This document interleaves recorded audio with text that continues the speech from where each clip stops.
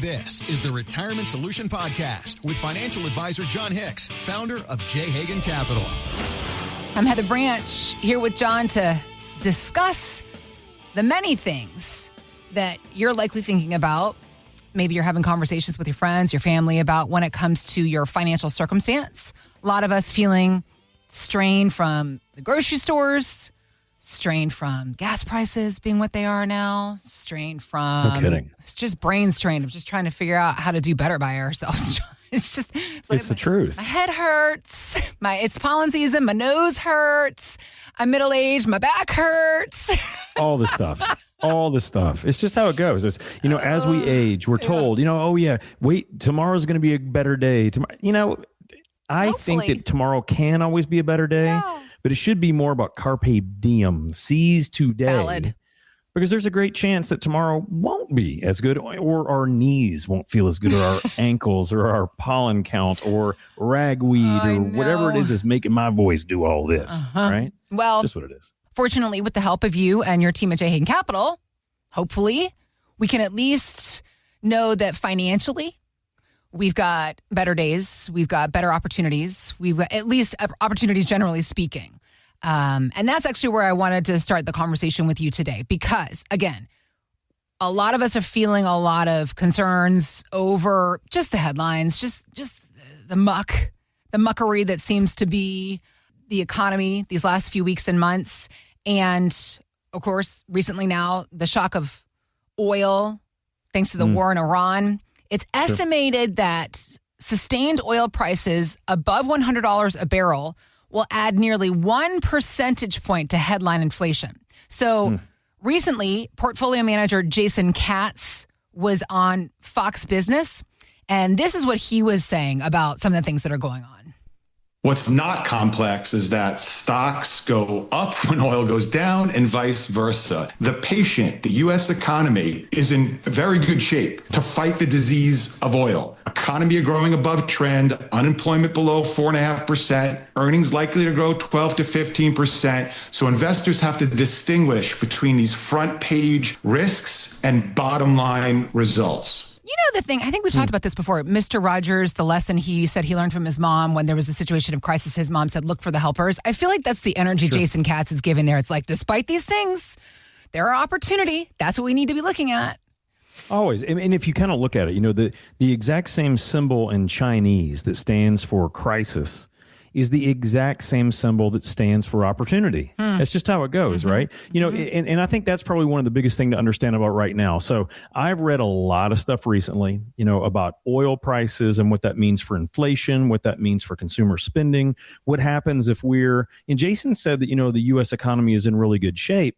Yeah. I might say that it's in pretty good shape. Okay. I don't think that I would say it's in super great shape. There's a lot of stuff that's happening. And again, who knows? But my guess is we're closer to the tail end or maybe a little bit of a leg left on this 12-year bull market. It won't last forever. It never does. And that's the whole thing. There's just going to be a different turning tide. So the one thing that I want to say today, because there's nothing that any of us can do about oil prices. There's nothing any of us can do about how many trucks it takes to get those products onto shelves for us to buy and what that cost is going to be. Yeah. But the thing to understand is volatility is truly not the enemy. Now, what it really boils down to, especially when we're thinking about, retirement and one day taking all of those things that we've saved and have it give us an income to live in retirement, let our money actually work for us. The thing of it is that volatility is not the enemy. A portfolio that has no plan for volatility, that is the enemy. Okay. That is the main thing. That is the most important part, because I see that this conflict in the Middle East could last a lot longer than the president suggests and that a lot of other experts are saying, mainly because there's a lot of other influences now, the UAE, Saudi Arabia, other people are getting involved because, frankly, once Israel and the United States dropped some bombs, all of a sudden Iran started firing at all of our allies in the whole region. That's kind of a problem. And some of them are kind of fed up about it. So the main thing to understand is there's going to be a lot of volatility, but what can we do about it? Right. So every time there's an economic shock like this, that typically will misprice another part of the economy. This is really big. And so it kind of reminds me, So there was a story I remember forever ago about the Mississippi flood of 1993. Do you remember anything about this? I mean, I was right. You were not that old then. I was like, what, a 13-year-old girl? What did I know about Mississippi floods? Anyways, please continue. Well, I mean, it's one of those things that now, 1993 was not really that long ago. I mean, it was in our lifetimes. Yeah. And the craziest thing is that this was one of the most devastating floods that ever happened. It was actually called the Great Flood of 1993, and it was the most destructive river flood in modern American history. Here's the craziest thing. Over 50,000 houses were completely destroyed or so severely damaged that people couldn't live in it. And there were towns underwater, Heather. Yeah. And see here, 1993, we've already kind of forgotten about this. But here's the thing. So in this unbelievable crisis, the amazing thing happens. All of these little middle America hardware stores that had barely been limping along. They just were almost making no money. The Walmarts had come in, the big box stores had come in, and these guys were all dying. But what happened during that crisis is that everyone needed everything.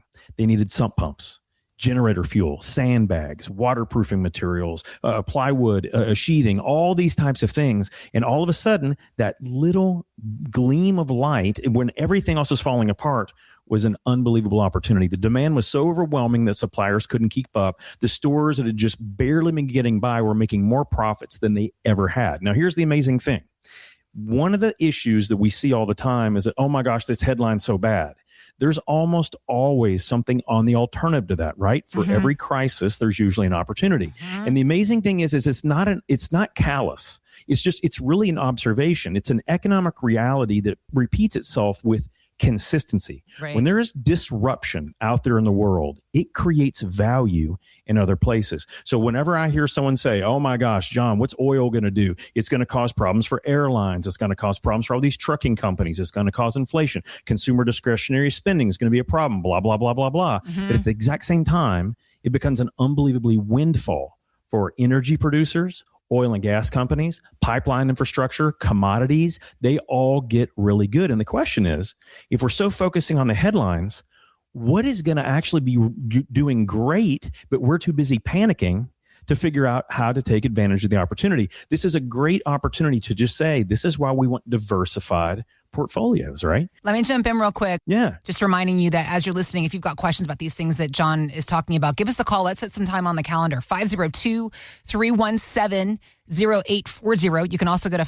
retirementsolutionradio.com, or it's 502-317-0840. All right, please continue. You were saying.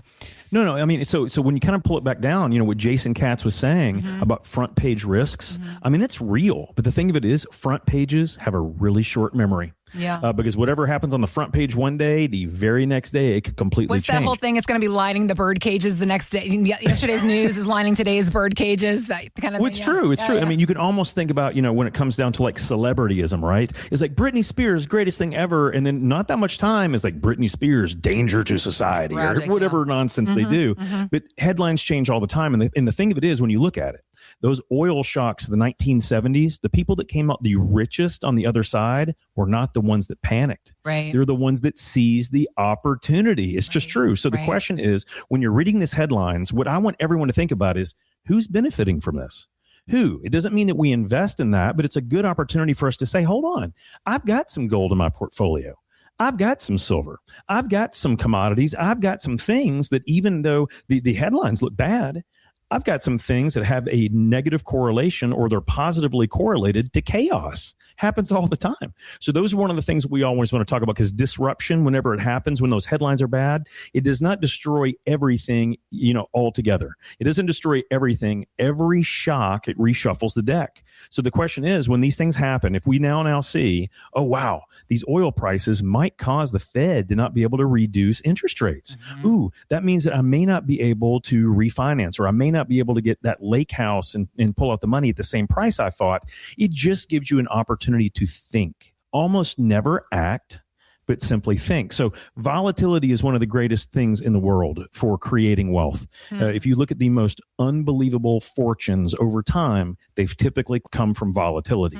The one thing that we all have to do, especially when we're thinking about, 3 to 5 years before retirement, is just not to gamble too much. Don't speculate too much. Understand the opportunity, but be guarded about how much risk you take. And it was one of the things that one of the advisors in my office, Michael, was talking about a couple of weeks ago. Yeah.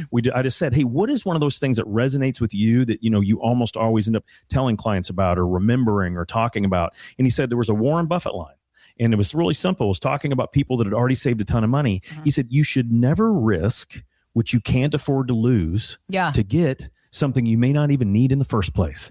So if someone says, I got $1 million, but I really want 2 million, I really want 3 million. But if $1 million and you can already win and retire when you want, maybe even tomorrow, why would you risk it? Right. So same thing here. Make sure we understand, don't risk more than we can, but opportunity through volatility is where people do great. Let's begin the conversation helping you understand about your plan, your money, your future. It's retirementsolutionshow.com, or just click on the links we've got posted in the show notes.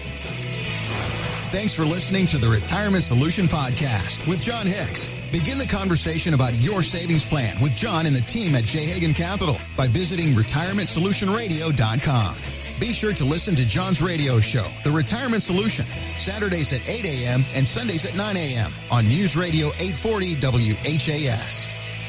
J. Hagan Capital Incorporated is not licensed in all 50 states. To find out if J. Hagan Capital Incorporated is licensed in your state, please call 502-690-5635. J. Hagan Capital Incorporated is not affiliated with nor endorsed by the Social Security Administration or any other government agency and does not provide legal or tax advice. By contacting us, you may be provided with information about insurance and annuity products offered through J. Hagan Capital, LLC, NPN number 1882794.